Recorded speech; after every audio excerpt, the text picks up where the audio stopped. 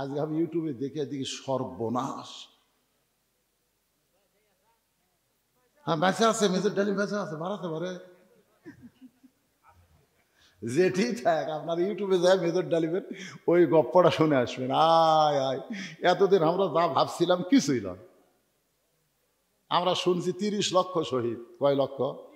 30 লক্ষ। আসলে 30 লক্ষ নয়, হবে 3 লাখ। কিন্তু ফট করে শেখ মুজিবুর বলছে 3 মিলিয়ন। এই বলার কারণে 3 মিলিয়ন 30 লাখ হয়ে গেছে।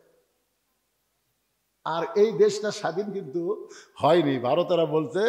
ভারতেরা বলতেছে আমরা বাংলাদেশকে স্বাধীন করিনি, বরং পাকিস্তান কাছ থেকে কাড়া লিয়ে আমাকে অঙ্গরাজ্য বানাবার চাইছি।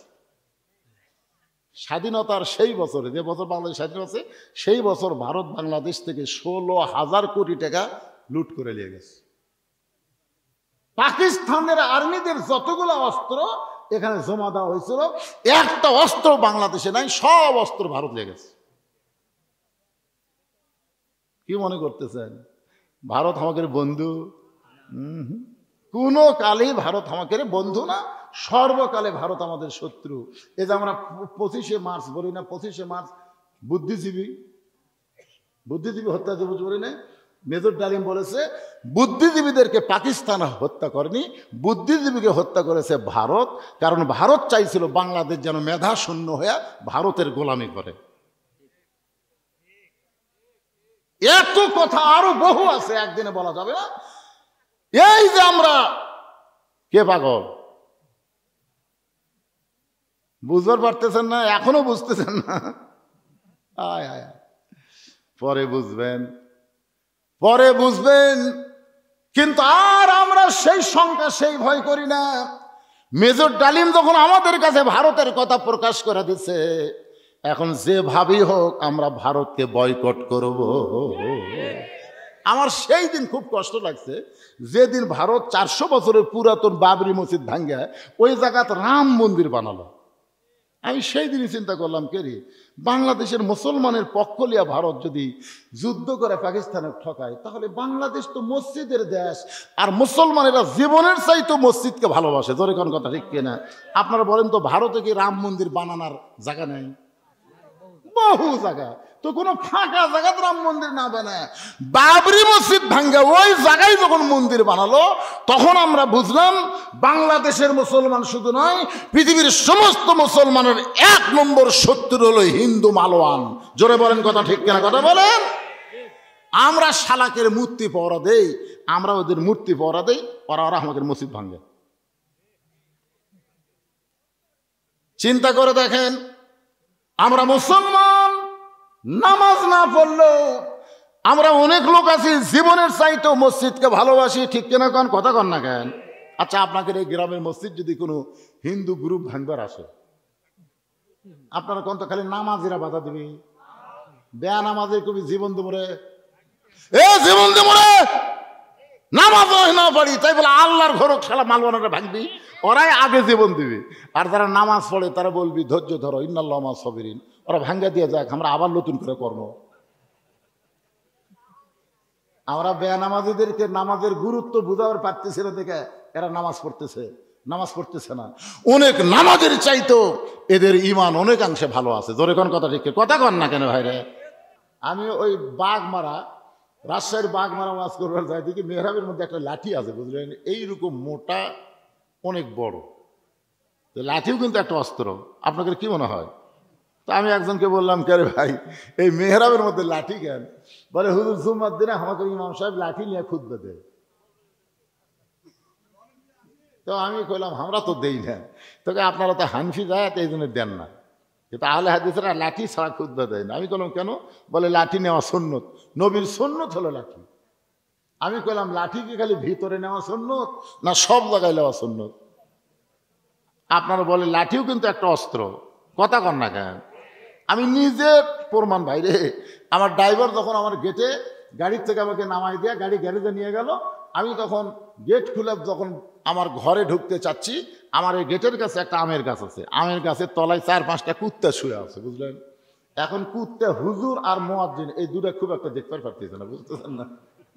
আমি যেই যাচ্ছি, কালো জুব্বা দেখে 4 কুত্তা খেলে ঘাউ ঘাউ করে আমার ধরছে।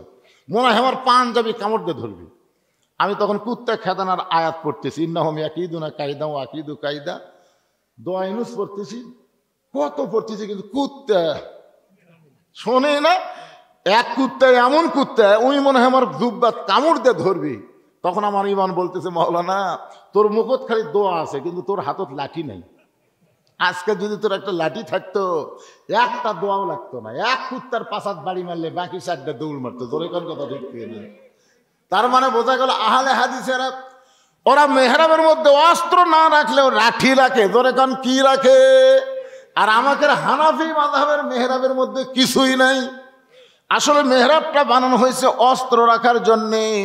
একটু মনোযোগ দিয়ে শোনেন, নবী আমার মেহরাবের মধ্যে ঢুকলেন, মেহরাবের ভিতর থেকে একটা থলিয়া বের করলেন। থলিয়া মানে ব্যাগ। ওই ব্যাগের ভিতর থেকে একটা জিনিস আল্লাহ নবী টেনে টেনে বের করতেছেন। প্রত্যেকটা সাহাবী ওই জিনিসটার দিকে তাকায় দেখতেছে, কিন্তু ওই জিনিসটার ভিতর থেকে এমন একটা আলো, এমন একটা নূর প্রকাশ পাচ্ছে, প্রত্যেকটা সাহাবী এভাবে তাকায় দেখতে পারতেছে না। সূর্যের দিকে যদি আপনি তাকায় থাকেন দেখবেন আপনি কিন্তু টক লাগে তাকায় থাকতে পারবেন না। তাকায় আবার চোখ এরকম করে আবার তাকান লাগবে। জোরে কোন কথা ঠিক কিনা? নবী যখন বের করলেন সমস্ত সাহাবী তাকায় থাকে, কিন্তু এক দৃষ্টিতে তাকায় থাকতে পারেন না। এক সময় নবী ওই জিনিসটা ধরে এভাবে ঝাড়ি মারলেন। যেই ঝাড়ি মারলেন, ওসমান গনি বললেন, ইয়া রাসূলুল্লাহ, এইটা তো আপনার পরনের একটা জুব্বা আমরা দেখতেছি হুজুর, কিন্তু জুব্বার ভিতর থেকে এত নূরের আলো, এত আলো কেন আমরা দেখতে পাই? আল্লাহ নবী বললেন, সাহাবীরা রে, এই জুব্বা দুনিয়ার সাধারণ কোনো জুব্বা নয়। এই জুব্বা পরে কাবার পাশে আমি ঘুমিয়েছিলাম। আমি যখন এই জুব্বা পরে কাবার পাশে ঘুমিয়েছিলাম, তখন ফেরেশতা জিবরাইল এসে আমাকে ঘুম থেকে চেতন করলো। ফেরেশতা জিবরাইল আসলো কার হুকুমে? জোরে বলেন, কার হুকুমে? আল্লাহর হুকুমে। আয়েশা থেকে নবী ঘুমের মধ্যে আছেন। জিবরাইল বললেন, আল্লাহ যেই নবীকে আপনি আপনার আরশে নিয়ে যাওয়ার হুকুম দিলেন, সেই নবী যে ঘুমের মধ্যে আছে, আমি এখন জিবরাইল কি করব? আল্লাহ বললেন, ঘুম থেকে নবীরে চেতন করো। জিবরাইল বললেন, আল্লাহ কেমনে চেতন করব? নবী নবী বলে ডাক দিব না কিভাবে চেতন করব? আল্লাহ নবী বলেন, জিবরাইল তোমার জিব্বা বের করে, তোমার জিব্বাটা বের করে নবীর পায়ের তালুতে লাগাও, আল্লাহর নবী ঘুম থেকে চেতন পাবে। সমস্ত ফেরেশতার সর্দার জিবরাইল তার জিব্বাটা বের করে যখন নবীর পায়ে লাগায় দেয়, সঙ্গে সঙ্গে নবী ঘুম থেকে চেতন পায়। বলে, জিবরাইল ভাই, আপনি এভাবে আমার ঘুম থেকে চেতন করার কারণ কি জানতে চাই? জিবরাইল বললেন, আল্লাহ তাআলা এভাবে আপনাকে চেতন করার হুকুম দিল। হুজুর মেহেরবানি করে আপনি একটু বাইরে আসবেন। নবীকে জিবরাইল বাইরে নিয়ে যাচ্ছে। রাসূল বলে, সাহাবীরা, জিবরাইল যখন আমাকে ঘর থেকে বাইরে নিয়ে যায়, তখন যে জুব্বাটা আমি তোমাদের দেখাইতেছি বাবা, এই জুব্বা তখন আমার পরনের মধ্যে ছিল। এই জুব্বা পরা অবস্থায় আমি জমজমের কূপের পানিতে ওযু করেছি। এই জুব্বা পরা অবস্থায় আমি বোরাকের কাছে গেলাম।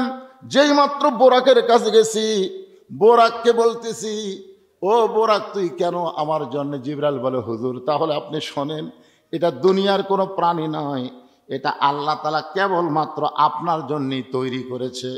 আপনি বোরাকের পিঠে চড়বেন, আর এই বোরাক আপনাকে দুনিয়া থেকে আল্লাহর বাড়ি পর্যন্ত পৌঁছাইয়া দিবে। লিল্লাহ তাকবীর। সঙ্গে সঙ্গে নবী বোরাকের কাছে গেলেন, বোরাকের চেহারা বারবার দেখলেন। নবী বোরাকের দিকে যখন দেখতেছে, বোরাক নবীর দিকে এগিয়ে আসে, কিন্তু নবী বোরাকের কাছ থেকে একটু দূরে দূরে যায়। জিবরাইল বলে, রাসূলুল্লাহ, এত সুন্দর বোরাক আল্লাহ আপনার জন্য তৈরি করলো, বোরাক আপন ইচ্ছায় আপনার দিকে আসতেছে, আপনি কেন বোরাকের কাছ থেকে সরে যাচ্ছেন?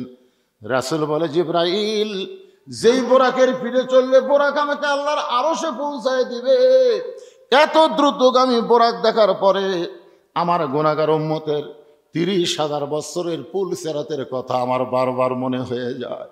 আমার গুনাহগার উম্মতেরা 30,000 বছরের পুল সিরাত কেমনে পাড়ি দিবে? যেই পুল সিরাত খুরের চাইতেও চিকন ধার হবে, চুলের চাইতেও চিকন হবে, খুরের চাইতেও ধার হবে। যে পুল সিরাতের নিচে আল্লাহর 7টা জাহান্নাম থাকবে, সেই পুল সিরাত আমার গুনাহগার উম্মত কেমনে পাড়ি দিবে? এই বোরাক দেখার পরে আমার মনে হয় আল্লাহ যদি এমন করে একটা বোরাক আমার গুনাহগার উম্মতকে দিত, আমার গুনাহগার উম্মত বোরাকের পিঠে চড়ে পুলসিরাত পাড়ি দিয়া জান্নাতে যেত। ফেরেশতা জিবরাইল বলে, রাসূলুল্লাহ, এইটা মামা বাড়ির আবদার না, আপনার জন্য আল্লাহ যেই বোরাক তৈরি করেছে আপনি সেই বোরাক প্রত্যেকটা গুনাহগার উম্মতের জন্য চাবেন। আমার মনে হয় এত বড় চাওয়া আল্লাহ কবুল করবে না। সঙ্গে সঙ্গে নবী বোরাকের কাছ থেকে 11 গজ দূরে গেলেন। 11 গজ মানে কয় হাত? 22 হাত দূরে গিয়ে বললেন, জিবরাইল, তোমার আল্লাহকে বলো ঠেকা আমার না, ঠেকা হলো তোমার আল্লাহর, ঠেকা আমার না। আমি কোনোদিন আল্লাহর আরশে যাওয়ার চাইনি। আল্লাহ বোরাক পাঠায় যখন আমাকে নিয়ে যাবার চায়, আমার গুনাহগার উম্মতের জন্য এমন করে একটা বোরাকের বাজেট না করলে আমি নবী বোরাকের পিঠে চড়বই না, আমি নবী বোরাকের পিঠে চড়বই না। তিনবার এই কথা বলার পরে আল্লাহ বলেন, হাবিব, আল্লাহ বলেন, হাবিব, আমি যেমন আপনাকে ভালোবাসি আপনি তেমন আপনার উম্মতকে ভালোবাসেন। এই ভালোবাসাবাসিগুলো প্লাস হয়ে গেছে। আপনার প্রত্যেকটা উম্মতের জন্যে এমন করে একটা বোরাক আমি পুলসিরাতের কিনারায় বাজেট করে দিলাম। লিল্লাহে তাকবীর। আল্লাহ নবী বললেন, বোরাকের পিঠে চড়ে বোরাক আমাকে আসমানের দিকে না যায়, বোরাক ঘোড়ার মতন দৌড়ানো শুরু করলো। আমি বললাম, জিবরাইল ভাই, তুমি না কইলা বোরাকের পিঠে চললে বোরাক আমাকে আল্লাহর আরশে নিয়ে যাবে? জিবরাইল বলতে, তো হুজুর, বোরাক আপনাকে আল্লাহর আরশে নিয়ে যাবে এই কথা বলি নাই, আমি বলেছি বোরাক আপনাকে আল্লাহর বাড়ি নিয়ে যাবে। আল্লাহর বাড়ি হলো সুবহানাল্লাযী আসরা বিআবদিহি লাইলাম মিনাল মাসজিদিল হারাম ইলাল মাসজিদিল আকসা। সুবহানাল্লাহ, জোরে কর না কেন? যেখান থেকে নবীকে বোরাকে করে নিয়ে যাওয়া হচ্ছে সেইটা হলো বাইতুল্লাহ মক্কা, আর যেখান পর্যন্ত বোরাক ঘোড়ার মতন যাবে সেইটা হলো বাইতুল মুকাদ্দাস। আজকে বাইতুল্লাহ মুসলমানের দখলে আছে, আর বাইতুল মুকাদ্দাস ইহুদিরা দখলের চেষ্টা করতেছে। জোরে কোন কথা ঠিক না? আপনারা বলেন তো, মসজিদ কার? না না, মসজিদ কি মুসলমানের জন্য না ইহুদির জন্য? তাহলে এই কোরআন শরীফের আয়াত কি বুঝতেছেন? সুবহানাল্লাযী আসরা বিআবদিহি লাইলাম মিনাল মাসজিদিল হারাম ইলাল মাসজিদিল আকসা। হিন্দুদের জন্য কি? মন্দির। সবাই বলেন, হিন্দুদের জন্য কি? মন্দির। খ্রিস্টানদের জন্য কি? গির্জা। তাহলে ইহুদিদের জন্য হলো প্যাগোডা। ইহুদের জন্য কি? প্যাগোডা। তোরা প্যাগোডার চেষ্টা কর, তোরা আল্লাহর মসজিদকে দখল করার চেষ্টা করিস। শোনেন, বাংলাদেশের হাসিনা পড়ে গেছে, সিরিয়ার বাশার পালাইছে, অতি সত্বর পৃথিবীর মানচিত্র থেকে ইহুদিরা ধ্বংস হয়ে যাবে। জোরে কোন কথা ঠিক না? আল্লাহ ধরে না, ধরে না, ধরলে কিন্তু চালিয়ে। এ পর্যন্ত প্রায় 42,000 খালি শিশু বাচ্চাকে, ফিলিস্তিনের শুধু ছোট ছোট বাচ্চাকে এরা হত্যা করছে। 42,000 শিশু বাচ্চাকে ওরা হত্যা করছে। গোটা ফিলিস্তিন রক্তের বন্যা বইতেছে। ফিলিস্তিনে একজন মা আফসোস করে বলে, দুনিয়ার প্রত্যেকটা মায়েরা তাদের সন্তান জন্ম দেয়, আর আমরা ফিলিস্তিনের মা কোনো সন্তান জন্ম দেই না, আমরা মুজাহিদের জন্ম দেই।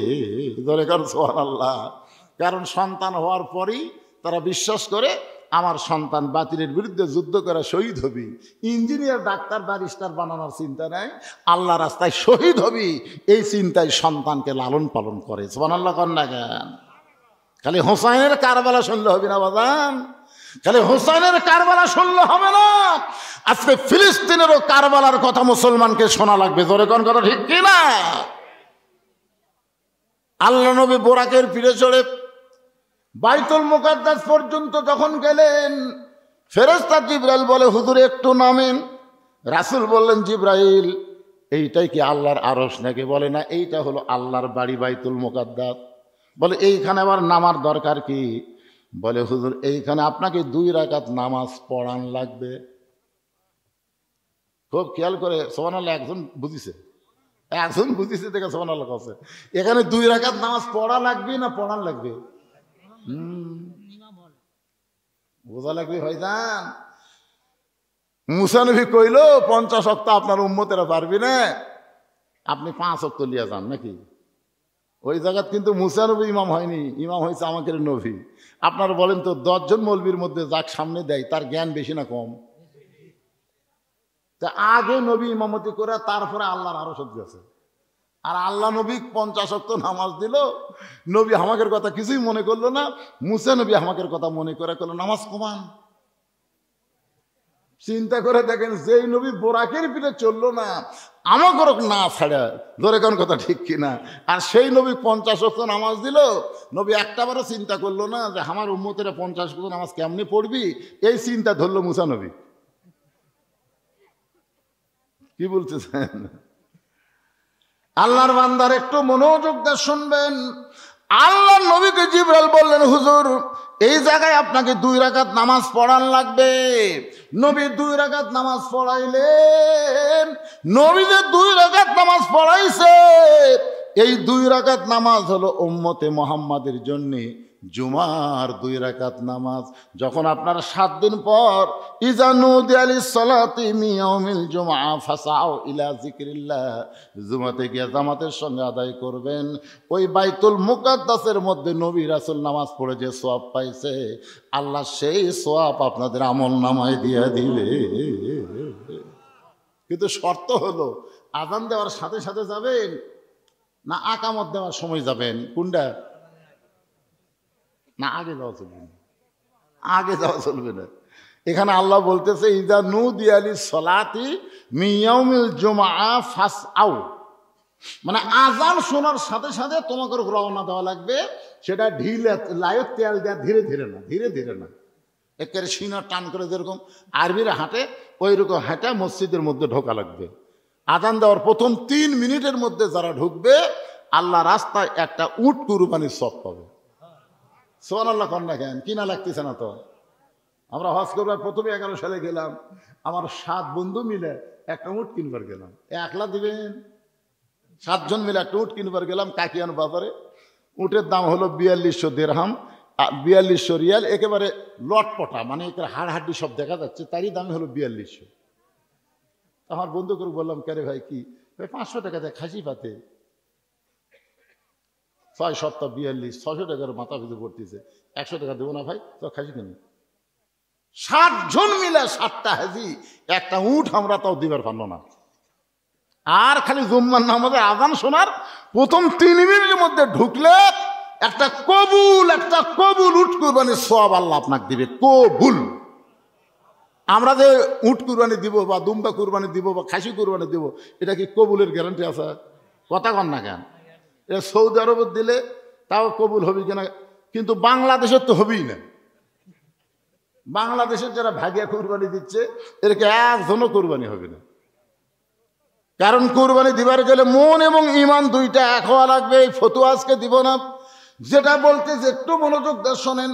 2 রাকাত নামাজের ইমামতি করার পরে আল্লাহ নবী বললেন, ভাই জিবরাইল, আমি যে 2 রাকাত নামাজ পড়ালাম, আমার পিছনে যারা নামাজ পড়লো তাদের পরিচয় কি? জিবরাইল বললেন, এই মুহূর্তে আপনার ডিগ্রি হলো ইমামুল আম্বিয়া, ইমামুল মুরসালিন। এই মুহূর্তে আপনার ডিগ্রি হলো ইমামুল আম্বিয়া, ইমামুল মুরসালিন। সমস্ত নবী রাসূল আপনার পিছনে নামাজ আদায় করেছে। আল্লাহ নবী বললেন, জিবরাইল, আমি যদি সমস্ত নবী রাসূলকে একটাবার দেখতে চাই, আল্লাহকে আমাকে দেখার তৌফিক দিবেন? জিবরাইল বলে, হুজুর আপনি যা চাবেন আল্লাহ তাই কবুল করবে। জোরে কোন সুবহানাল্লাহ। আপনি যা চাবেন। মুসা নবী আল্লাহ দেখবার চাইছিল, রব্বি আরিনি, আল্লাহ আপনাকে দেখবার চাই। আল্লাহ বলেছে লান তারানি, সম্ভব না। মুসা নবী আল্লাহ দেখবার চাইছিল, আল্লাহ বলেছে সম্ভব না, আর স্বয়ং আল্লাহ আপনাকে দেখবার চায়। জোরে কোন না সুবহানাল্লাহ। কি মনে করতেছেন? আপনি যা চাবেন।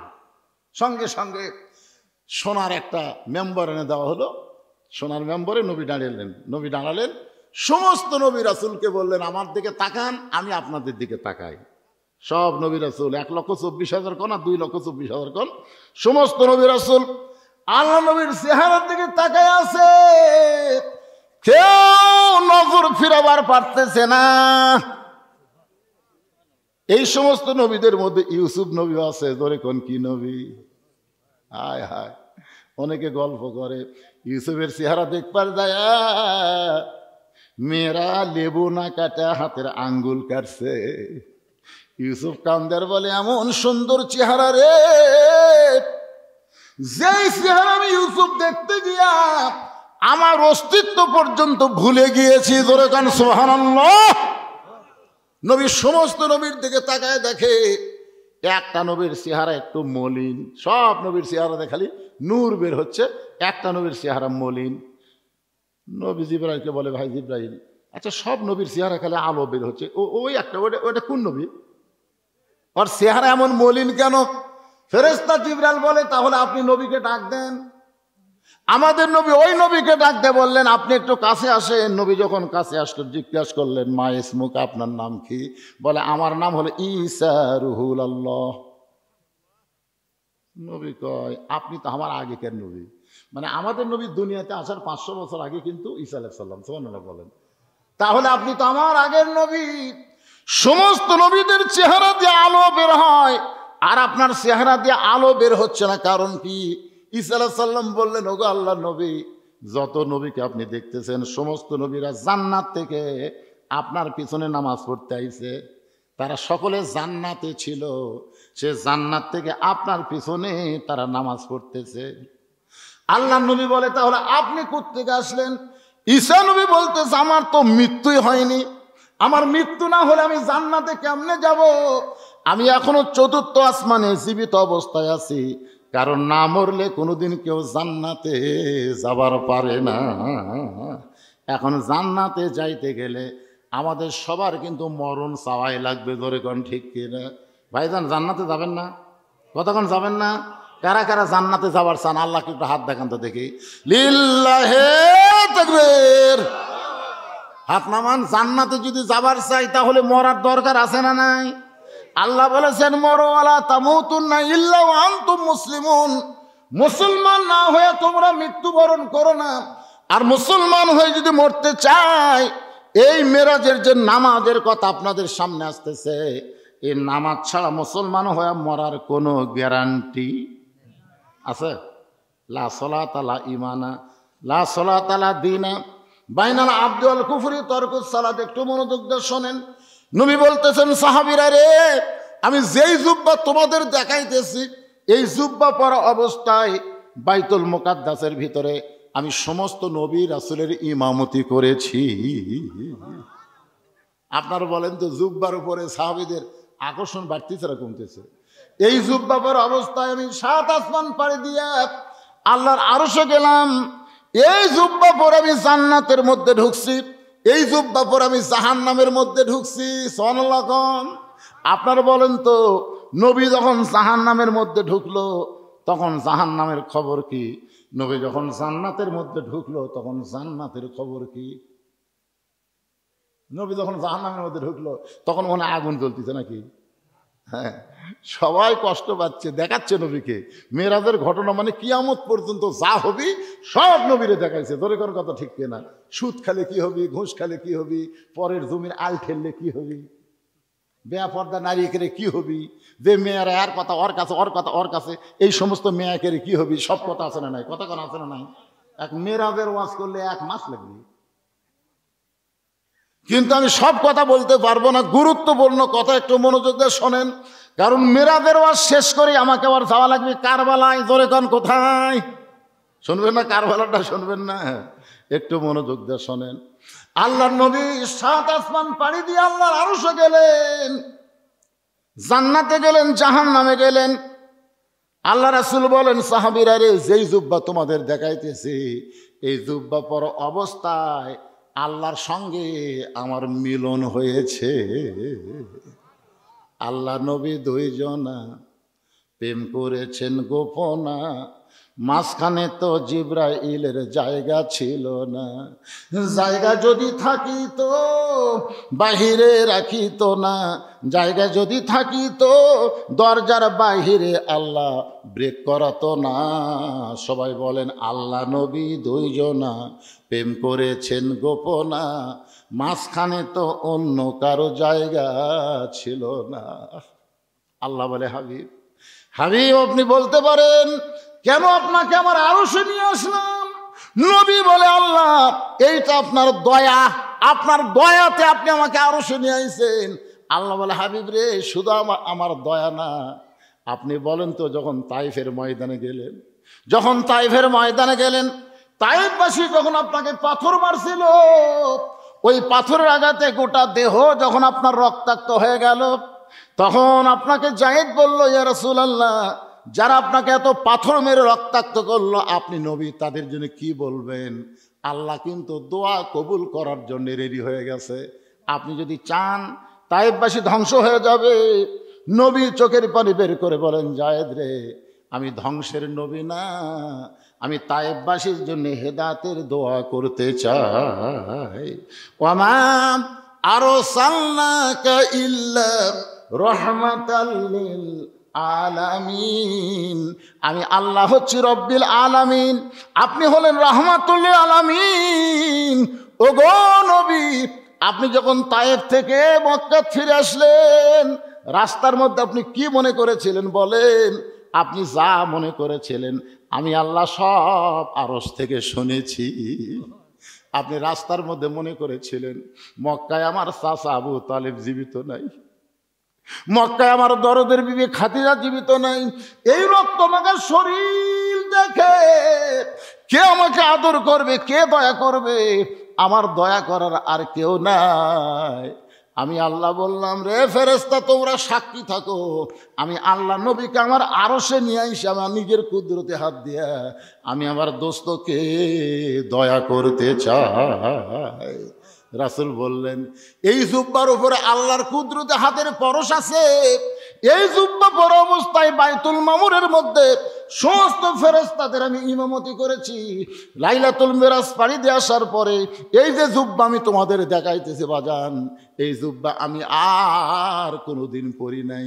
এই জুব্বাটা এই থলিয়ার মধ্যে যত্ন করে রাইখা দিয়েছি। এই জুব্বাটা যত্ন করে রাইখা দিয়েছি কারণ আমি নবী চলে যাব, আর বেশি দিন আমি দুনিয়াতে থাকব না, আমি চলে যাব, কিন্তু এত দামি জুব্বা নিয়ে আমি চলে যাব না।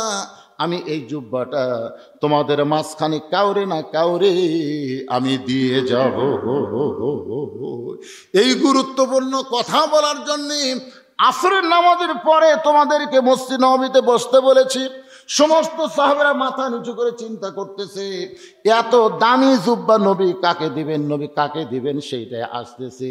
এবার চলে যাচ্ছি আমরা কারবালার প্রান্তরে। বাজান, কারবালার প্রান্তরের ঘটনা সবার জানা আছে। হোসেন রাদিয়াল্লাহকে কিন্তু হত্যা করা হয়েছে, তোরে কোন কথা ঠিক কিনা আপনারা বলেন তো? কারবালার প্রান্তরে হোসেন রাদিয়াল্লাহর দেহ কিন্তু পড়ে আছে, আর মাথাটা কিন্তু কারবালার প্রান্তরে নাই। ওই মাথাটা জিয়াদ নামে একজন পাপী, নামটা ওয়াস্তে মুসলমান। আসলে আপনারা বলেন তো, ইয়াজিদের পক্ষ নিয়ে যারা হোসেন রাদিয়াল্লাহর বিরুদ্ধে যুদ্ধ করেছে তাদের মধ্যে ইহুদি খ্রিস্টান কেউ ছিল না, তারাও মুসলমান ছিল। আবার হোসেনের সঙ্গে যে ৭২ জন তারাও মুসলমান ছিল। আপনারা বলেন তো, দুই দল মুসলমান কি সমান? আওয়ামী লীগের মুসলমান, বিএনপির মুসলমান, জামাতের মুসলমান, তাবলীগের মুসলমান, পীরদের মুসলমান, সবাই মুসলমান, কিন্তু সব মুসলমান কিন্তু সমান কথা কয় না। সব কি সমান নাকি? কারণ আমার মোশাররফ ভাই সবসময় চাবে শহীদ জিয়ার আদর্শ দিয়ে বাংলাদেশ চালাতে। মোশাররফ ভাই যে দল করে সে দলটা হলো একটা মানুষের দল। মানুষের দল যখন করবে তখন মানুষের আদর্শ দিয়ে দেশ চালাবে। আবার আওয়ামী লীগ যারা করে তারা শেখ মুজিবুরের আদর্শ দিয়ে দেশ চালাবে। জোরে কোন কথা ঠিক কিনা? কিন্তু যারা কোরআনের দল করে তারা কোনো মানুষের আদর্শ দিয়ে দেশ চালাবে না। তারা লাকাদ কানা লাকুম ফি রাসূলিল্লাহি উসওয়াতুন হাসানা, আমার আল্লাহর কোরআন নবীর আদর্শ দিয়ে তারা দেশ চালাবে। জোরে কোন কথা ঠিক কিনা? এখন আপনারা বলেন, মানুষের আইন দিয়ে দেশ চালান আর আল্লাহর আইন দিয়ে দেশ চালায়, এরা সবাই কি সমান মুসলমান? এখন ইয়াজিদের মুসলমান আর হোসাইনের মুসলমান। কারবালার ওয়াজ শুনবার গেলে এই দুই মুসলমান সম্পর্কে আগে জানা লাগবে। হ্যাঁ, বলেন না? এখন এটা বলবার গেলি তো হুজুর রাজনীতিতে গেল রে। হুজুর না রাজনীতি গেল। রাজনীতি কি? হোসেন রাদিল্লাহ কি? হ্যাঁ, নানার ইসলাম দুনিয়াতে প্রতিষ্ঠা করতে গেলে দরকার হলে জীবন দেব, কিন্তু ইয়াজিদ বাতিলের সঙ্গে আপোষ করবো না। কথা কন না কেন? সব তো ইয়াজিদের মুসলমান, সব মুসলমান, কিন্তু বাতিল কেমনে হলো? বাতিল হওয়ার পিছনে কারণ হলো আবু বকর রাদিয়াল্লাহু যখন খলিফা ছিল, তার বেটা, যোগ্য বেটা ছিল আব্দুর রহমান, তাকে কিন্তু মরার সময় খলিফা বানাতে যায়নি। উমর ফারুক যখন খলিফা ছিল, তার যোগ্য ছেলে ছিল আব্দুল্লাহ ইবনে উমর, যিনি 30 পারা কোরআনে হাফেজ, 6 লক্ষ হাদিসের হাফেজ। উমর ফারুক তো তার যোগ্য ছেলেকে খলিফা বানালেন না। ওসমান গনি বিদায় নেওয়ার সময় তার ছেলেকে খলিফা বানালেন না। হযরত আলী বিদায় নেওয়ার সময় তার ছেলেকে খলিফা বানালেন না। কিন্তু মুয়াবিয়া বিদায় নেওয়ার আগেই তার বেটা ইয়াজিদকে খলিফা বানালেন। কি বানালেন? আপনারা বলেন কারবালার ঘটনা কি এমনি এমনি ঘটছে নাকি? এমনি এমনি ঘটেনি তো। এই বাচ্চা, এই দুটার কি হলো রে? এই তোকে ভাব কি? না না, এর কি সমস্যা? কি হারাছো বাবা? কি হারাছো রে? না, এরা যদি যাবার চাই দিয়ে পারেন, ছোট ছোট বাচ্চা তো। যাও যাও ময়নারা যাও, যাও সব করে যাও যাও। না না, ঘুম পারবা কে? যে গোস্ততে পোলা হচ্ছে, কিছুক্ষণ পরে আবার চলে আসো। 55 কেজি গোস্ত, 3 মণ চাউল। কি আজকের পোলা না, এটা বিরিয়ানি হবে। আমার মনে আছে, আমি যতবার এখানে আছি প্রত্যেকবারের পোলা হচ্ছে 1 নম্বর। আমি এখানকার যে পোলা নিয়ে বাড়িতে গেছি, আর বউ খাই হোটেলেতে কিনে আনছে দেখি। না না না, হোটেল থেকে আনবে। হ্যাঁ, আর একটা হচ্ছে যে ওইদিকে মুরাদপুর আছে, মুরাদপুর নাম শুনছেন? মুরাল দিকে একবার ভাই এখানে আতপ চাউল, মানে যতটুকু চাউল ততটুকু গোস্ত। হাজি সাহেব বাঁচে না, মরে গেছে, আল্লাহ ভালো জানে। তো ওই তবারক দিল, আমি 3-4 প্যাকেট দিয়ে গেছিলাম। তখন হুন্ডার বক্তা বুঝলেন। আমার বউ বলতেছে, এটা কোন হোটেলের বিরিয়ানি? আকবরিয়ার। আরে পাগলা, আকবরিয়া লয় রে, নন্দীগ্রামের। আপনি প্রত্যেক বছর ওটি দাওয়াত নেবে, প্রত্যেক বছর দাওয়াত নেবে। তা আজকে এখানকার পোলা কিন্তু খুবই ভালো। হ্যাঁ ভালো, ইনশাল্লাহ। কি ভালো না? ছোট ছোট বাচ্চারা সামনে কাতার বসে আছে, কিছুক্ষণ পর পোলা দেওয়া হবে, এরকম বিদায় করে দিচ্ছেন। একজনকে বাড়িতে ঘুম পার বাবা, ঘুম পারলে হবে, পোলা খাওয়া লাগবে। একটু জিকির করেন লা ইলাহা ইল্লাল্লাহ, জোরে লা ইলাহা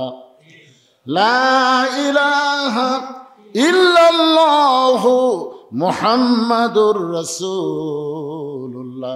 সকলে বলি সাল্লাল্লাহু আলাইহি ওয়াসাল্লাম। তাহলে হোসেন রাদিয়াল্লাহর দেহ পড়ে আছে কোন জায়গায়? কারবালায়। জোরে কোন কোথায়? কিন্তু মাথা নিয়ে গেছে দামেস্কে, মাথাটা নিয়ে গেছে দামেস্কে। একটা গামলার মধ্যে করে হোসেন রাদিয়াল্লাহর মাথা দামেস্কে নিয়ে গেছে।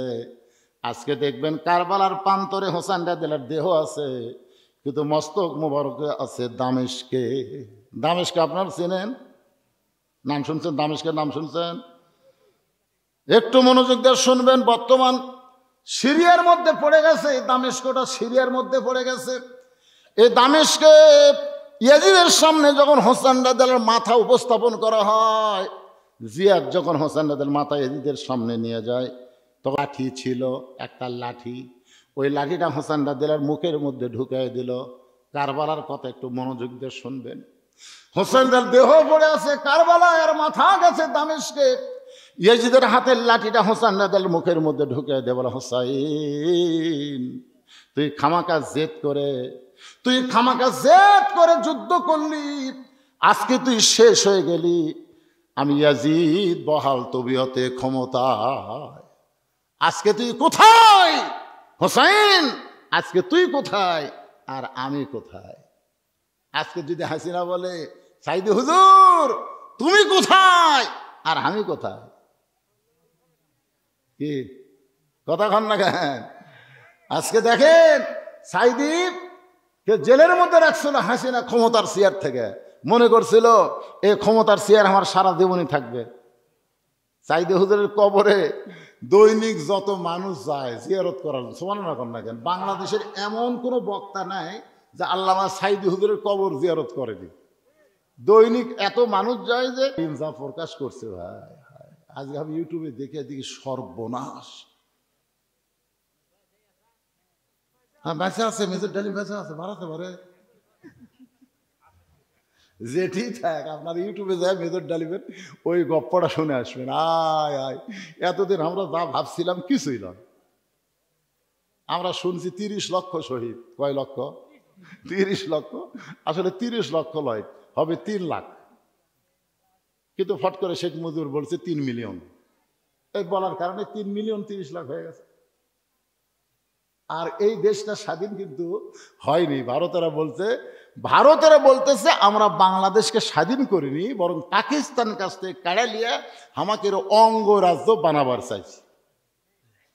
স্বাধীনতার সেই বছরে, যে বছর বাংলাদেশ স্বাধীন আছে, সেই বছর ভারত বাংলাদেশ থেকে 16,000 কোটি টাকা লুট করে নিয়ে গেছে। পাকিস্তানের আর্মিদের যতগুলো অস্ত্র এখানে জমা দেওয়া হয়েছিল, একটা অস্ত্র বাংলাদেশে নাই, সব অস্ত্র ভারত লেগেছে। কি মনে করতেছেন ভারত আমাদের বন্ধু? কোনো কালেই ভারত আমাদের বন্ধু না, সর্বকালে ভারত আমাদের শত্রু। এই যে আমরা 25শে মার্চ বলি না, 25শে মার্চ বুদ্ধিজীবী হত্যা দিবস বলি না। মেজর ডালিম বলেছে বুদ্ধিজীবীদেরকে পাকিস্তান হত্যা করেনি, বুদ্ধিজীবীকে হত্যা করেছে ভারত। কারণ ভারত চাইছিল বাংলাদেশ যেন মেধা শূন্য হয়ে ভারতের গোলামি করে। এত কথা আরো বহু আছে, একদিনে বলা যাবে না। এই যে আমরা কে পাগল, বুঝতে পারতেছেন না? এখনো বুঝতেছেন না? আয় আয়, পরে বুঝবেন। কিন্তু আর আমরা সেই শঙ্কা, সেই ভয় করি না। মেজর ডালিম যখন আমাদের কাছে ভারতের কথা প্রকাশ করে দিচ্ছে, এখন যেভাবেই হোক আমরা ভারতকে বয়কট করব। আমার সেই দিন খুব কষ্ট লাগছে, যেদিন ভারত 400 বছরের পুরাতন বাবরি মসজিদ ভাঙ্গা ওই জায়গাতে রাম মন্দির বানালো। আমি সেই দিনই চিন্তা করলাম, কে রে, বাংলাদেশের মুসলমানের পক্ষ লিয়া ভারত যদি যুদ্ধ করে পাকিস্তানের ঠকায়, তাহলে বাংলাদেশ তো মসজিদের দেশ, আর মুসলমানেরা জীবনের চাইতো মসজিদকে ভালোবাসে। জোরে কোন কথা ঠিক কিনা? আপনারা বলেন তো, ভারতে কি রাম মন্দির বানানোর জায়গা নেই? বহু জায়গা। তো কোনো ফাঁকা জায়গা রাম মন্দির না বানায়, বাবরি মসজিদ ভাঙ্গা ওই জায়গায় যখন মন্দির বানালো, তখন আমরা বুঝলাম বাংলাদেশের মুসলমান শুধু নয়, পৃথিবীর সমস্ত মুসলমানের 1 নম্বর শত্রু হলো হিন্দু মালওয়ান। জোরে বলেন কথা ঠিক কিনা? কথা বলেন। আমরা শালাকের মূর্তি পহরা দেই, আমরা ওদের মূর্তি পহরা দেই, ওরা আমাদের মসজিদ ভাঙ্গে। চিন্তা করে দেখেন, আমরা মুসলমান, নামাজ না পড়লেও আমরা অনেক লোক আছি জীবনের চাইতো মসজিদকে ভালোবাসি। ঠিক কিনা কন? কথা কন না কেন? আচ্ছা, আপনাদের এই গ্রামের মসজিদ যদি কোনো হিন্দু গ্রুপ ভাঙবার আসে, আপনারা কোন তো খালি নামাজিরা বাধা দিবি? বেয়া নামাজে কবি জীবন দুমরে, জীবন দুমরে নামাজ না পড়ি, তাই বলে আল্লাহর ঘর খেলা মালওয়ানারা ভাঙবি, ওরাই আগে জীবন দিবি। আর যারা নামাজ পড়ে তারা বলবি ধৈর্য ধরো, ইন্নাল্লাহু মা'আস সাবিরিন। ওরা ভাঙ্গা দিয়ে যাক, আমরা আবার নতুন করে কর্ম। আমরা বেনামাজিদেরকে নামাজের গুরুত্ব বুঝাবার পারতেছি না দেখে এরা নামাজ পড়তেছে না। অনেক নামাজের চাইতো এদের ইমান অনেকাংশে ভালো আছে। জোরে কোন কথা ঠিক? কথা কন না কেন ভাই রে? আমি এক মাহফিলে বলতেছি, মসজিদের মিনার করা লাগবে ভাই, 10টা বস্তা সিমেন্ট কে দিবেন ভাই? একটা লোক কথা কয় না। কোনার থেকে একজন কয়, হুজুর আমি 10 বস্তা দেবো, লগদে 10 বস্তার টাকা। তো লগদে যখন 10 বস্তার 6,000 টাকা দিচ্ছে, তখন আমি হাত ধরে বললাম, ভাই আজকে এসো নামাজ পড়ছে? না হুজুর, আমি ফজর থেকে জোহর, আসর, মাগরিব, এশা একটা পড়ি। তুই এক ওয়াক্ত নামাজ পড়িস নি, তুই 10 বস্তা সিমেন্ট দিলু, আর নামাজিরা মাথা খাড়া করে না কেন? আমি ওকে বললাম, বাবা তোমার 10 বছর সিমেন্টের নেওয়া টাকা নেওয়া যাবে না যতক্ষণ তুমি নামাজ পড়ার ওয়াদা না করবা। কারণ তুমি মসজিদ ঘরের জন্য সিমেন্ট দিবা, তুমি নামাজ পড়বে না হবে। ওখানেই কান ধরা তওবা করলো, হুজুর এই মুহূর্ত থেকে আমি আর 1 ওয়াক্ত নামাজ বাদ দেবো না। কিছুদিন পরে দেখি ছেলেটার মাথার টুপি, মুখর দাড়ি, এখন আর প্যান্ট শার্ট পরে না, এখন পাঞ্জাবি পরে বেড়ায়। আল্লাহু আকবার।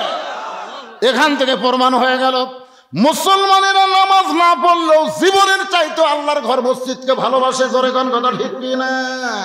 সেই মসজিদ ভাঙ্গা ভারতেরা মন্দির বানাইছে। এখন আমাদের বুঝতে হবে ভারত কোনো কালে আমাদের আপন ছিল না, এখন আপন না। সবসময় সুযোগ পাইলে ভারত বাংলাদেশের ক্ষতি করতে চাবে, কিন্তু আমরা আর ভারতকে তোয়াক্কা করব না। আমরা ইমানের বলে বলিয়ান হয়ে আজকে সবাই বললাম। আমি যেই বলবো ভারত, আপনারা বলবেন বয়কট, বলতে পারবেন না ভাইজান? এলা মিডিয়ার মধ্যে কিন্তু সব প্রচার হয়ে যাবে। এ ভারতের মধ্যেও যাচ্ছে, বুঝলেন? খালি ভারত না, মালয়েশিয়া কন, ইন্দোনেশিয়া কন, ইংল্যান্ড কন, আমেরিকা কন, সব জায়গায় লাইভ হচ্ছে, সব জায়গায় যাচ্ছে। আমি যেই বলবো ভারত, আপনার বলবেন বয়কট, ভারত, আরো জোরে জোরসে বলুন মাশাআল্লাহ। মালানের বাচ্চারা আলু নিয়ে আলু বালু করতেছ, পেঁয়াজ লিয়া কান দিচ্ছে, চিনি কই কে খাবি, গরু কই কে নিবি, খাবো না রে, খাবো না রে। এখন আমরা শ্বাসকালে বসে বলি চিনি ছাড়া চা দে। দরকার কথা ঠিক না? প্রত্যেকটা মানুষ আর 2 বছর পরে দেখবেন চা তার চিনি খাবি না। তোরা কি করবো? তোরকে পেঁয়াজ লাগবে না, আল্লাহ আমাকে যে পেঁয়াজ দিবে, আমাকে মাটির যে পাওয়ার ভাই। এইবার যত মানুষ পেঁয়াজ লাগাচ্ছে, আর পেঁয়াজ বেশি দামে কিনা লাগবে না, আর আলু ভারত থেকে আনা লাগবে। যে দিকে তাকায় খালি আলু আর আলু। জোরে কোন কথা ঠিক কিনা? ওমা মিন দাব্বাতিন ফিল আরদি ইল্লা আলাল্লাহি রিজকুহা। পৃথিবীতে এমন কোন বিচরণশীল প্রাণী নাই যার রিজকের ব্যবস্থা আল্লাহ করে নাই। আল্লাহ কোরআনে সূরা কুরাইশের মধ্যে বলেছেন, ফালিয়াবুদু রাব্ব হাযাল বাইত আল্লাযী আত'আমাহুম মিন জু'ইন ওয়া আমানাহুম মিন খাউফ। যখন বারবার ইয়াজিদ বলতেছে, এই হোসাইন তুই শেষ হয়ে গেলি, আমি ইয়াজিদ ক্ষমতার চেয়ারে, খালি জেদ করে তুই শেষ হয়ে গেলি, এ কথা বারবার যখন ইয়াজিদ বলতেছে, হোসাইন রাদিয়াল্লাহর মুখের মধ্যে লাঠি ঢুকায়া। এমন সময় ইয়াজিদের সামনে অনেকগুলো সাহাবীও ছিল, সবগুলাই তো মুসলমান, তার মধ্যে অনেকগুলো সাহাবীও ছিল। এই সাহাবী মুসলমান সবাই মাথা নিচু করে। ইয়াজিদ যে হোসাইন রাদিয়াল্লাহর সাথে এরকম করতেছে, এরা কেউ মাথা তুলতেছে না, কারণ মাথা তুললি যদি কেউ যখন মাথা তোলেন, এমন সময় 80 বছরের একজন বুদ্ধিবৃদ্ধ সাহাবী, 80 বছর বয়সী একজন সাহাবী, তার নাম হলো আনাস ইবনে মালিক। জোরে গান সুবহানাল্লাহ। 80 বছরের একজন বয়স্ক সাহাবী আনাস ইবনে মালিক লাঠিতে ভর দিয়া দাঁড়ায় গেছে। লাঠিতে ভর দিয়ে দাঁড়ায় বলতেছে, ইয়াজিদ, দেখেন বুড়া মানুষের ইমান দেখছেন, ইয়াজিদ তুমি যেই হোসাইনের মুখে লাঠি ঢোকায় তিরস্কার করতেছ, ওই হোসাইনকে তুমি চিনো? ওই হোসাইনকে তুমি চিনো? আমি একাধারে 10 বছর নবীর বাড়িতে খেদমত করেছি, আমি একাধারে 10 বছর নবীর খাদেম ছিলাম। নবীর খাদেম বলা যায় আছে, কিন্তু নবীর গোলাম বলা যাবে না। একমাত্র গোলামি করব আমরা কার? এই জন্যে গোলাম রব্বানি নাম থবেন, গোলাম রব্বানি, কিন্তু গোলাম রসুল নাম থা যাবে না। আমরা অনেক সময় ভুল করি। আপনি নবীর খাদেম হতে পারেন, কিন্তু নবীর গোলাম হওয়া যাবে না। গোলামি একমাত্র করতে হবে কার? আরো জোরে বলেন কার? আনাস রাদিয়াল্লাহু বলতেছে, একাধারে 10 বছর নবীর খাদেম ছিলাম। আমি একদিন দেখি ঘরের মধ্যে আল্লাহর নবী নামাজের সেজদায়, আমি দরজার পাশে দাঁড়িয়ে আছি। এমন সময় যে তুমি যার মুখে লাঠি ঢুকাইছো, ওই হোসেন কুত থেকে দৌড়ে এসে নানার পিঠে লাফ দিয়ে চড়ে বলতে, চল ঘোড়া চল, চল ঘোড়া চল, চল ঘোড়া চল। আমার নবী আছে নামাজের সেজদায়, আর হোসেন পিঠে চড়ে বলতেছে, চল ঘোড়া চল, চল ঘোড়া চল, চল ঘোড়া চল। আমার বিরক্ত ধরে গেল, আল্লাহ নবী সেজদায় আছে, এমন সময় হোসেন চল ঘোড়া পড়তেছে। এটা শুনি আস্তে করে জায়গা পরিবর্তন করে হোসেনকে যখন নবীর পিঠ থেকে নামাবার চাই, এমন সময় নবী আমার নামাজ পড়া অবস্থায় হাত দেয় এভাবে নিষেধ করলেন। আমি হোসেনকে যখন পিঠ থেকে নামাতে পারলাম না। কিছুক্ষণ পরে হোসেন নিজেই বলতেছে, যেই ঘোড়া চলে না সেই ঘোড়ার পিঠে বসে লাভটা কি? এই বলে হোসেন যখন ঘর থেকে বের হয়ে গেল, নবী নামাজ শেষ করার পর যখন সালাম ফিরালেন, আমি নবীর সামনে গিয়ে বললাম, ইয়া রাসূলুল্লাহ, আপনার পিঠে চড়ে চল ঘোড়া করতেছে, আমি পিঠ থেকে নামাবার চাইলাম, কিন্তু আপনি নিষেধ করার কারণ কি? রাসূল বলে, আনাস, তুমি হোসেনকে পিঠ থেকে নামানোর আগে আমি নবী হোসেনকে পিঠ থেকে নামাবার চাইছিলাম, কিন্তু নামাজের মালিক আল্লাহ ডাক দেয়, বলে, হাবিব, আপনি যেমন হোসেনকে ভালোবাসেন আমি তার চাইতে 100 গুণ বেশি ভালোবাসি। আপনি নবী হোসেনকে যেমন ভালোবাসেন আমি আল্লাহ তার চাইতে 100 গুণ হোসেনকে বেশি ভালোবাসি। যতক্ষণ আপনার পিঠে বসে ঘোড়া খেলবে আপনি নামাজ থেকে সেজদা তুলতে পারবেন না। আনাস কান্দের বলিয়া, দিদি রে, যেই হোসেনকে আল্লাহ নবীর চাইতে 100 গুণ বেশি ভালোবাসে, সেই হোসেনের মুখের মধ্যে লাঠি ঢুকাইছিস। ইয়াজিদ, এই হোসেনকে তুমি চিনো? ক্ষমতার চেয়ার পায়ে অহংকার করতেছ। আমি আনাস, হাজার হাজার সাহাবী নবীর সামনে, নবী যখন আমাদেরকে সুন্দর করে আলোচনা শোনায়, এমন সময় প্রত্যেকই হোসেন দৌড়ে এসে মসজিদের মধ্যে পা দিয়ে বলতেছে, না না, তোমার ছাত্রদেরকে ছুটি দাও। আমরা সবাই যখন নবীর ওয়াজ শুনে পাগল হয়ে গেছি, তখন হোসেন মসজিদের মধ্যে ঢুকে বলতেছে, না না, তোমার ছাত্রদেরকে ছুটি দাও, সারাদিন খালি ছাত্রদেরকে ওয়াজ শোনাবা, তাহলে নানা নাতির খেলা কখন হবে? সুবহানাল্লাহ। আবু বকর হুযায়ফাকে ডাক দিল, হুযায়ফা রে, ছোট্ট মানুষ বোঝে না, ছোট্ট মানুষের চাইতে আমাদের নবীও কিন্তু কম না। সুবহানাল্লাহ না কেন? ওই ছোট্ট মানুষ যখন নবী পর্যন্ত আসবে, নবী কিন্তু ওয়াজ বন্ধ করে নিয়ে হোসেনকে বুকের মধ্যে নিয়ে সব ভুলে যাবে। যারে হুযায়ফা, যা হোসেনকে আটকা। হুযায়ফাতুল ইয়ামিন এক দৌড়ে গিয়ে হোসেনকে বুকের মধ্যে নিয়ে বলে, বাবু, তুমি ছোট্ট মানুষ, তুমি জানো না তোমার নানা যে ওয়াজ করতেছে প্রত্যেকটা সাহাবী কলিজার খাতায় ওয়াজগুলো নোট করতেছে, এখন তুমি তোমার নানার কাছে যাইতে পারবা না। সঙ্গে সঙ্গে হোসেন এভাবে শাহাদত আঙ্গুলি দিয়ে বলে, রে নানার সাহাবীরা, আমার নানাকে চিনো বলে নানার কাছে আমাকে যাবার দিচ্ছ না, কিন্তু আমি হোসেনকে চিনতে পারলাম না।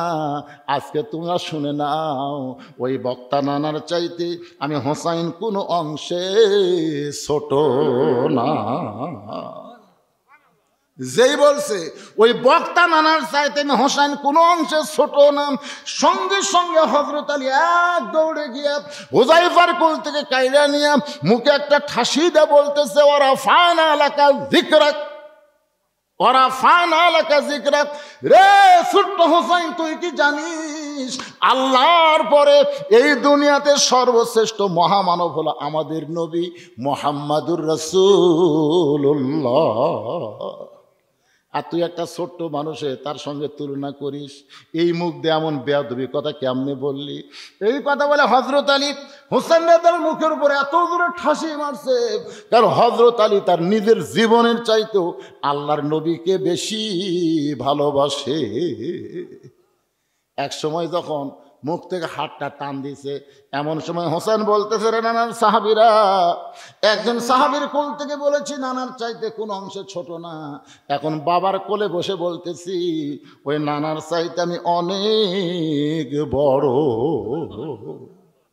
যেই কইছে নানার চাইতে অনেক বড়, হযরত ওমর বলতেছে, আলী, এত বড় বেয়াদবি সহ্য করা যায় না, তোমার সন্তান বলে আমি কিছুই করতে পারতেছি না, কিন্তু আমার কলিজার মধ্যে কিন্তু আগুন ধরে গেছে, তুমি তোমার হোসেনকে সামাল দাও।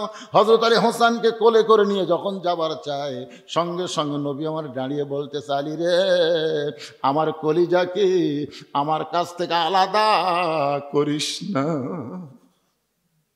নবী যেই মাত্র এতিমের মতন দাঁড়িয়ে কাঁদতেছে আর বলতেছে, আলী রে, আমার কলিজাকে আমার কাছ থেকে আলাদা করিস না। সঙ্গে সঙ্গে হযরত আলী যখন হোসেনকে ছাইড়া দেয়, হোসেন এক দৌড়ে এসে নানার বুকের মধ্যে মুখ লাগায় কান্দে আর বলে, নানা আমি আমার জীবনের চাইতেও আপনাকে বেশি ভালোবাসি নানা, সামান্য সময় না পাইলে আমার বড় কষ্ট হয় নানা গো। মায়ের কাছে খাবার চাইলে মা যখন খাবার দিবার পারে না, তখন দৌড়ে এসে আপনার চেহারা দেখলে আমার ক্ষুধা তৃষ্ণা দূর হয়ে যায়। ও নানা আমি আপনার কাছে আসবার চাই, কিন্তু আপনার সাহাবী আমাকে আটকায় দিছে। আমি রাগ করে বলেছি নানার চাইতে কোনো অংশ ছোট না, কিন্তু আপনার সাহাবী আমার বাবা এত জোরে আমার মুখে ঠাসি মারছে নানা, দেখেন নিচের দাঁত উপরে লব কাইটা রক্ত বের হয়ে গেছে। আমি রাগ করে বলেছি নানার চাইতে আমি অনেক বড়। রাসূল হোসেনের কপালে চুম্বন দিয়া বলে, ভাই রে এই কথা তুই ঘরের মধ্যে একা একা যদি আমারে বলতি আমি কিছুই মনে করতাম না, কারণ তুই হলি আমার নাতি আর আমি হলাম তোর নানা। কিন্তু যাদের সামনে বলেছিস তাদের সকলের নবী আমি, নবী কেমন করে কথা বললে ওরা কেমনে সহ্য করবে? তুই কেমনে বলতে পারিস আমার চাইতে অনেক বড়? হোসাইন নানার চোখের পানি মুছে দিয়ে বলে, নানা বুঝবার পারছি আপনার চাইতে বড় বলার কারণে আপনার মনে কষ্ট পাইছেন। ও নানা শুনে নেন, আপনার হোসাইন ছোট্ট হতে পারে তবে হিসাব ছাড়া কথা কোনোদিন বলে না। ওমর ফারুক বলে, রে হোসেন তুমি ছোট্ট মানুষ, তুমি আবার হিসাবের জানো কি? হোসেন বলে, না না আপনারা আমার মধ্যে কথা হয়। ওই উমর খালি মাথা মারতেছে, কারণ কি? রাসূল বললেন, এজলেস ইয়া ওমর, ওমর তুমি বসো, আমি হোসেনের হিসাবটা শুনতে চাই। এবার হোসেন নানার কাছে দাঁড়িয়ে বলে, না না আমার 1 নম্বর হিসাব হলো, তুমি একটু চিন্তা করে বলো তো তোমার মা আর আমার মা এই দুইজনের মধ্যে কার মা বড়? সঙ্গে সঙ্গে রাসূল ছোট বাচ্চার মতন কান্দে। এই প্রশ্ন জীবনে কেউ আমাকে করবে আমি নবী হয়েও কোনোদিন চিন্তা করি নাই। রাসূল কান্দের বলে, হোসাইন রে আমার মা আমিনা জান্নাত পাবে কি পাবে না এ গ্যারান্টি আমি নবী কোনোদিন দিবার পারবো না। আর হোসেনের মা ফাতেমা শুধু জান্নাত পাবে না, জান্নাতি নারীদের নেত্রী হবে। সাইয়্যিদাতুন নিসা আহলুল জান্নাহ ফাতেমাতুজ জোহরা। আমার মা আমিনার চাইতে হোসেন মা ফাতেমা আল্লাহর কাছে কোটি কোটি গুণ বড়। হোসেন বলে, না না আমার 2 নম্বর হিসাব হলো আপনার বাপ আর আমার বাপ। বলেন তো না না এই 2 বাপের মধ্যে কার বাবা বড়? শিশুকালে মইরা গেছে মা, গর্ভে থাকতে মরছে পিতা, নবী চোখে দেখিলেন না। নবী কান্দার বলে, হোসেন রে আমার বাবা আব্দুল্লাহ জান্নাত পাবে কি পাবে না এই গ্যারান্টি আমি নবী কোনোদিন দিবার পারবো না। আর তোমার বাবা আলী শুধু জান্নাত পাবে না, এই দুনিয়াতে 10 জন মানুষকে আল্লাহ জান্নাতের সার্টিফিকেট দিয়েছে, তার মধ্যে তোমার বাবা হলো 4 নম্বর হযরত আলী। আমার বাবা আব্দুল্লাহর চাইতে তোমার বাবা আলী আল্লাহর কাছে কোটি কোটি গুণ বড়। হোসেন বলে, না না আমার জীবনের শেষ নম্বর হিসাব হলো তোমার নানা আর আমার নানা। বলো তো নানা বলো এই 2 জনের মধ্যে কার নানা বড়? এই কথা যেই মাত্র কইছে ওমর ফারুক আর বসে থাকতে পারে না, এক দৌড়েছে হোসেনকে বুকের মধ্যে নিয়ে হোসেনের মুখে বুকে চুমা খায় বলে, আলী রে আমি মূর্খ ওমর, আমি বুঝতে পারি নাই তুমি এত বড় জ্ঞানী হইয়া এই মুখ এমন করে কেন ঠাসি মারলে, কেন মুখটা রক্তাক্ত করলে? ওমর কান্দে আর বলে, হোসেন তোমার নানার নানা ওয়াহাব জুহরিকে দুনিয়ার কেউ চিনে না, আর তোমার নানাকে শুধু দুনিয়ার মানুষ না স্বয়ং আল্লাহ কোরআনে করেছেন ঘোষণা, ওয়া ইন্নাকা লাআলা খুলুকিন আযীম। হোসাইনের নানা নবীর নানার চাইতে কোটি কোটি গুণ বড়। হোসেন বলে, নানা তাহলে মায়ের দিক দিয়ে যদি আমি বড় হই, বাপের দিক দিয়ে যদি আমি বড় হই, আর নানার দিক দিয়ে যদি আমি বড় হই, তাহলে আপনি বড় কোন দিক দিয়ে?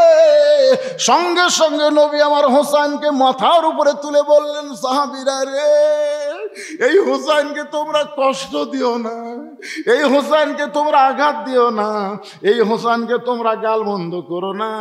হোসেনকে কষ্ট দিলে সেই কষ্ট আমি নবীর কলিজায় আঘাত করবে। আনাস কান্দের বলি, ইয়াজিদ রে, তুই যার মুখে লাঠি ঢুকায়া তিরস্কার করতেছিস, এই হোসেনকে তুই চিনিস না রে ইয়াজিদ। সাইদুস শাবাব আহলুল জান্নাহ, জান্নাতি যুবকদের সর্দার হবে দুইজন, হাসান হোসেন রাদিয়াল্লাহু তাআলা আনহুমা। ইয়াজিদ রে, আজকে ক্ষমতার চেয়ারে পায়া অহংকার করতেছিস, কারবালার ইতিহাস শুনে নে। কারবালার প্রান্তরে যারা জীবন দিয়েছে তারা কিয়ামত পর্যন্ত অমর হবে, আর কারবালার ৭২ জনকে যারা হত্যা করেছে তারা পৃথিবীতে পৌঁছে যাবে।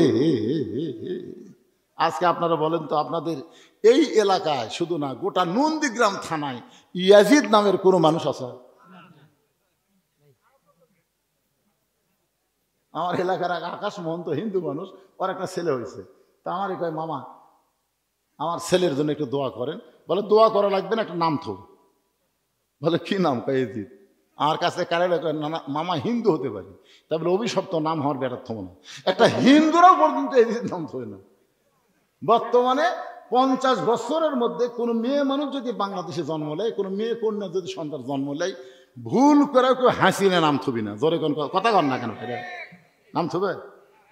এখন চিন্তা করেন, ইয়াজিদ মুসলমান সাজা ক্ষমতার চেয়ার পায়া ভালো মানুষকে যেরকম হত্যা করেছে, আমাদের হাসিনাও কিন্তু একই কাম করছে।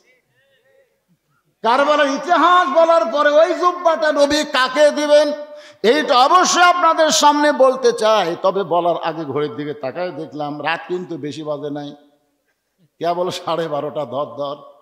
আমাকে বলছে, হুজুর আপনি ওয়াজ করবেন 2 ঘন্টা, তবে কমপক্ষে 10-15 মিনিট এই মাদ্রাসার জন্য আপনি একটু কালেকশন করবেন। এই মাদ্রাসা এখন আপাতত খারাপ অবস্থা আছে, কিন্তু আগামীতে মাহফিলের পর থেকে এই মাদ্রাসাটা পুরা দমে আবার চালু হবে। কারা কারা এই মাদ্রাসা পুরা দমে চালু হোক চান? আল্লাহকে 2টা হাত দেখান। কেন মাদ্রাসা চালু হোক চান না আপনারা? লিল্লাহি আকবার, হাত নামান। আমি জানি না, আমার ওয়াজের বয়সে এইবারে প্রথম এসে দেখলাম মাদ্রাসা ছাত্ররা। আমি বললাম, কে রে ভাই ছাত্র? হুজুর যে কারণে হোক ছাত্র গেছে, তবে এমনি ছাত্র আছে দিনের বেলা পড়ে দিনের বেলা চলে যায় গ্রামের। আমি বললাম, এভাবে হাফেজি মাদ্রাসা চলবে না। এখানে তোরা নাম দিছে কুমিরা হাফেজি মাদ্রাসা। হুজুর মাহফিলের পর থেকে চালু করবে, মাহফিলের পর থেকে সম্মিলিতভাবে এই মাদ্রাসা চালু হবে। এই জন্য মাদ্রাসাকে চালু করার জন্য মাদ্রাসার মহব্বতে, আল্লাহর কোরআনের মহব্বতে কোন আল্লাহর বান্দারা একটু দান করবেন। 1 মণ 2 মণ ধান, 1 মণ 2 মণ চাল, 1000-2000 টাকা লগত এবং বাকি, যিনি যেইটাই পারবেন 5 থেকে 10 মিনিটের মধ্যে দান করে আপনারা বসে পড়বেন ইনশাআল্লাহ। তারপরে বাকি কথা বলে আপনাদের নিয়ে মোনাজাত করব। তবারক পাক হয়ে গেছে, তবারকের গন্ধই বলতেছে তবারক পাক শেষ। এখন মনে হয় প্যাকেট করতেছে। হ্যাঁ হোক রে বাবা, আপনার টাকা দেওয়া শুরু করেন নাকি? আমি কেউ আর শেষ করছি তাই? দেন দেন, যে যা পারবেন আল্লাহর রাস্তায় দেন। আরে হোসেন রাদিয়াল্লাহর সঙ্গে আল্লাহ ধরো জান্নাত দেয়। প্রত্যেকটা জান্নাতীকে আল্লাহ কি বুড়া বানাবে না যুবক বানাবে? কথা কন না কেন? যে আমি যে বুড়া আছি, এই বুড়া বয়সে আল্লাহ জান্নাত দিয়ে দিল 70টা হুর দেয়, আমার দেখা ছাড়া বুদ্ধি নেই, খালি হুরগুলো লাড়া ছাড়া দেখা লাগবে, কারণ বুড়া মানুষ কি করবো। এই জন্য আল্লাহ তাআলা প্রত্যেকটা জান্নাতীকে যুবক বানায় দিবে, আর সমস্ত যুবকদের সর্দার হবে হাসান আর হোসাইন। তো হোসেন রাদিয়াল্লাহর কথা শুনে চোখের মধ্যে পানি আনলেন, আর টাকা চালে টাকা দিবার চাচ্ছে না, তার মানে দেন, ওঠেন আল্লাহর বান্দারা ওঠেন, 1000, 2000, 5000 যে যা পারবেন আল্লাহর রাস্তায় আপনার দান করবেন। আর মাদ্রাসার তো ছাত্র টাত্র নাই, এখন মাদ্রাসার কমিটির লোকেদের বলবো, বাবা তোমরা একটু ব্যাগ নিয়ে ভিতরে যাবা। আমার মা বোনেরা পর্দার অন্তর আছে, আমার মা বোনেরা হাসান হোসেন আওয়াজ শুনবার চাইছিল, আমি করেছি। আল্লাহর রাস্তায় আপনারা বেশি বেশি করে দান করবেন। মা আসেন, সর্বপ্রথম আল্লাহর এই নবীর এতিম ঘরে, এতিম ঘরকে সুন্দর করে আবার চালু করার জন্য কুমিরার লোকেরা আগে আসেন। আপনারা কুমিরার লোকের আগে আসেন, কুমিরার লোক যারা আছেন এখানে, কুমিরার লোক কারা কারা হাত তোলেন তো দেখি।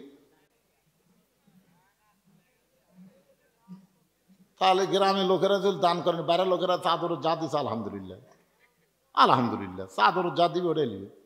আপনি কিছু দিচ্ছেন বাবা? কে দিল? বাপ দিল না বেটা দিল? কে দিল? আর ভাই নাই? মুরব্বী দিচ্ছেন আপনি কোন আপনি খতিব নাকি? ঠিক আছে, আপনি বোধহয় বয়স তোরা লোক বাড়ি সেই চ্যাংরা বছরটা দেখতেছেন কে এখন কি কত বয়স চলতেছে? মাশাআল্লাহ 72। হ্যাঁ বলা লাগবে তো। আর কবি আমরা টাকা দিন তার কোনো ঘোষণা হলো না, এটা কি সেক্রেটারি পকেটে গেল নাকি? মোহাম্মদ মজনুর রহমান 1000 টাকা নগদ তো, তাই না? রবিন ভাইয়ের বাবা AK-M তাসির উদ্দিন 2000 টাকা। ওনার মা মোসাম্মদ নুরুন নাহার সরকার 2000 টাকা, 2000 টাকা দান করছে, আল্লাহ কবুল করেন। আশরাফ আলী শেরনকড়ি 500 টাকা, শহীদুল ইসলাম মাস্টার 500 টাকা, আলতাফ মাধবপুরি, আলাউদ্দিন মাধবপুরি 700 টাকা, আবু বকর সিদ্দিক রঙ্গিন 3000 টাকা। মাশাআল্লাহ, এই রঙ্গিন তো ভালো কাম করছে, চেয়ারম্যানটা হবে। আবুল বাসার বাচ্চু 1000 টাকা দান করছে। সৈনিক আব্দুর রশিদ 2000 টাকা, বিশিষ্ট ব্যবসায়ী 2000 টাকা দান করছে। মোহাম্মদ তৌফিকুল ইসলাম রানা সাবেক চেয়ারম্যান 1000 টাকা। নাম না জানা ব্যক্তি 200 টাকা। এই তো সর্বসাকুল্যে দান করেছে। আল্লাহ সকলের দানকে আল্লাহ আপনি কবুল করেন, আল্লাহুম্মা আমিন। দেন মোহাম্মদ সুবহান 500 টাকা দান করেছে। মাহবুব 5000 টাকা দান করেছে। হেলাল ভাই 1000 টাকা দান করছে। ইউনিয়ন বিএনপির সভাপতি 1000 টাকা। মোহাম্মদ শরীফুল ইসলাম শফিক 1000 টাকা, সাধারণ সম্পাদক ইউনিয়ন বিএনপি।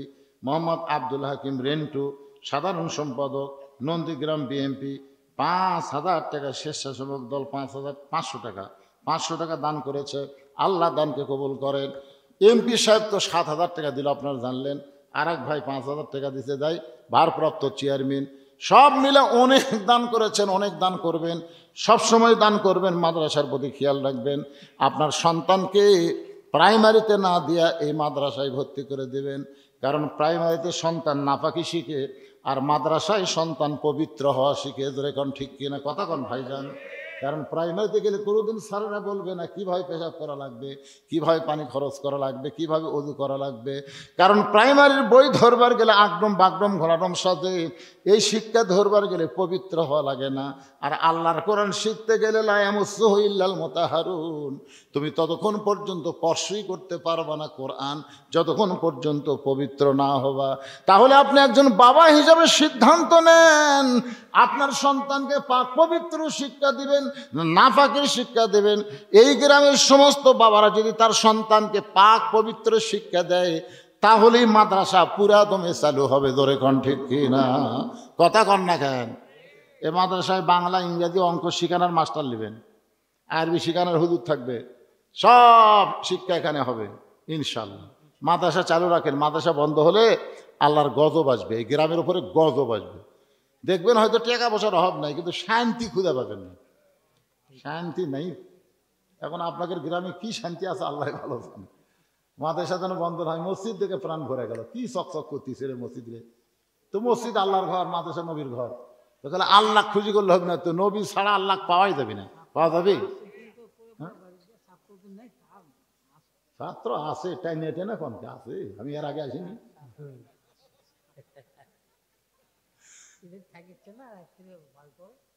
থাকা লাগবে না, বাড়ির থেকে এসে পড়ুক, বাড়ির থেকেই পড়ুক। নুরানি শিক্ষা দেখ, নুরানি মাদ্রাসার নুরানি বোঝেন না? নুরানি শিক্ষায় যেন মাদ্রাসা চালু হয়। হাফিজে মাদ্রাসা হিসেবে যেন আল্লাহ কবুল করে। সকলগুলো আল্লাহুম্মা আমিন। ভাইজান, বাপের জন্য আল্লাহর একজন বান্দা 100 টাকা দান করছে, আল্লাহ দানকে কবুল করেন। আমি খুবই অসুস্থ মানুষ, আমি ঘন্টা 2 ওপর কথা আর বলতেই পারতেছি না, মুখ শুকে যায়, আমি কথা বলতে পারি না। আজকে তো লম্বা সময় আপনাদের সামনে কথা বললাম। আল্লাহ পাক আমাদের সবাইকে জুব্বাটা রাসূল হযরত আলীকে দিয়ে বলেছিলেন, আনা মাদিনাতুল ইলমে ও আলী ও বাবাহা, আমি হচ্ছে এলেমের শহর, আলী হচ্ছে তার দরওয়াজা। জোরে কর সুবহানাল্লাহ। এখন হযরত আলীকে আমরা সকলেই জানি, তিনি যে দিকে যাবেন তাকে যদি আপনারা বলেন নামাজের দিক দিয়ে কয় নম্বর, হযরত আলী 1 নম্বর। হযরত আলীর মতন নামাজ কেউ পড়েনি, কারণ প্রত্যেকটা সেজদা হযরত আলী আল্লাহর কুদরতি পায়ে দিছে। জোরে কর সুবহানাল্লাহ। এমনকি তার পিঠের মধ্যে তীর ঢুকছিল নামাজরত অবস্থায়, তীরের সাথে গোস্ত পর্যন্ত ছিঁড়াইছে। ধরে কোন ঠিক কিনা? তাহলে নামাজের দিক দিয়ে হযরত আলী কয় নম্বর? কথা কয় না। আবার জেহাদের ময়দানে খালি 1 নম্বর। কামুজ দুর্গের দরজা হ্যাঁসকা টান মারছে, দরজা হাতে ঢাল হয়ে গেছে। যে দরজা খুলতে 70 জন, লাগাতে 70 জন লাগে, 80 মনের উপর ওজন, সেই দরজা ঢাল বানায় যুদ্ধ করে আসাদুল্লাহিল গালিব ডিগ্রি পাচ্ছে। ধরে এখন সুবহানাল্লাহ। আচ্ছা, বউ কেমন পাচ্ছে? বউ আল্লাহ রাসূল বলেছেন, আমার মেয়ে ফাতেমাকে দেখলে জান্নাতের হুরেরা পর্যন্ত শরম পাবে। পৃথিবীতে 4 জন সবচাইতে সুন্দর, একটা হলো মা হওয়া। মা হওয়া খুবই সুন্দর করে আল্লাহ তাকে বানাইছিলেন। আর একটা হলো মা হাজেরা, ইব্রাহিম আলাইহিস সালামের বিবি হাজেরা, সারা না, হাজেরা, হাজেরা খুব সুন্দর। আর একটা হলো ঈসা আলাইহিস সালামের মা মরিয়ম, আর একটা নবীর কলিজার টুকরা ফাতেমা। ধরে এখন সুবহানাল্লাহ। রাসূল বলেছেন এই 4 জনের মধ্যে আবার ফাতেমা 1 নম্বর সুন্দরী।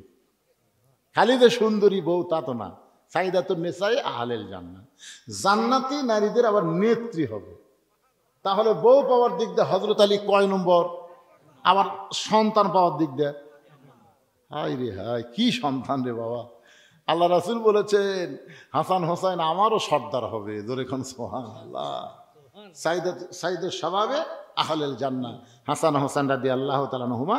আবার রাসূল বললেন আলী কাররামাল্লাহ ওয়াজহাহু, আলীর চেহারাকে আল্লাহ সবার চাইতে সম্মানিত করে দিয়েছে।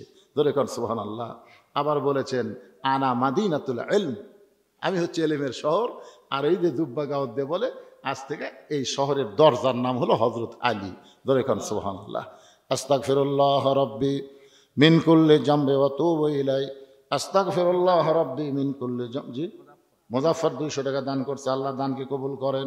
সকলে পড়েন আল্লাহুম্মা সাল্লি আলা সাইয়্যিদিনা শাফিনা নাবিয়িনা মাওলানা মুহাম্মদ ওয়া আলা আলিহি ওয়া সাহাবিহি ওয়া বারাকা সাল্লিম। সকলে একটু মহব্বতে পড়েন আল্লাহুম্মা সাল্লি আলা সাইয়্যিদিনা মাওলানা মুহাম্মদ ওয়া আলা আলি সাইয়্যিদিনা শাফিআনা মুহাম্মদ। আল্লাহুম্মা আমিন। আল্লাহুম্মা আনতাস সালাম ওয়া মিনকাস সালাম, তাবারাকতা ইয়া যাল জালালি ওয়াল ইকরাম। ও মাবুদ, জিহারে বাতাস শুরু হয়ে গেছে, কঠিন ঠান্ডাকে উপেক্ষা করে তোমার পাগল বান্দা বান্দিরা আরামের বাড়ি ঘুম বাদ দিয়ে ল্যাপতোষকের মহব্বত বের করে দিয়ে অন্তর থেকে এই জান্নাতের বাগানে বসে বসে রাত 1:45 পার হয়ে গেল।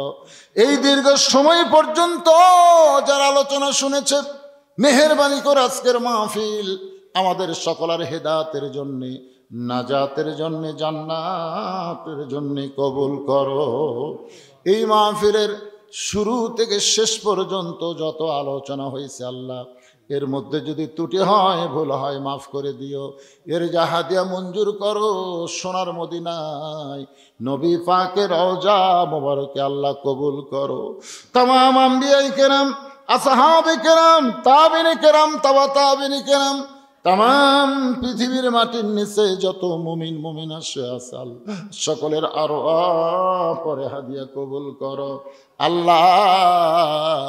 আমরা যারা হাত তুলেছি, আমাদের জনম দুঃখনে মা মা যাদের কবরের ঘরে চলে গেছে, আল্লাহ মেহেরবানি করে মায়ের কবর জান্নাতের টুকরা বানায় দেন। বাবার বাড়ি ঘর সবই আছে, আমরা যারা বাবা হারা এতিম হয়ে গেছি, আল্লাহ মেহেরবানি করে বাবার কবর জান্নাতের টুকরা কবুল করো। আয় আল্লাহ, আমাদের দাদা দাদি, নানা নানি, আত্মীয় স্বজন, শ্বশুর শাশুড়ি যাদের কবরে গেছে, কবরবাসীদের মাফ করে দাও। এই কুমিরা মাদ্রাসাকে আল্লাহ কিয়ামত পর্যন্ত কবুল করো। এই মাদ্রাসার জায়গা দেনিওয়ালা আজকে কবরে চলে গেছে, আমরা তার জন্য দোয়া করি আল্লাহ তার কবরকে জান্নাতের টুকরা বানায় দাও। এই মাদ্রাসার কমিটির সভাপতি, সেক্রেটারি, কেশিয়ার সদস্য যারা কষ্ট করে মেহনত করে এত সুন্দর আয়োজন করেছে, আল্লাহ তাদের সকলকে জান্নাতি কবুল করো।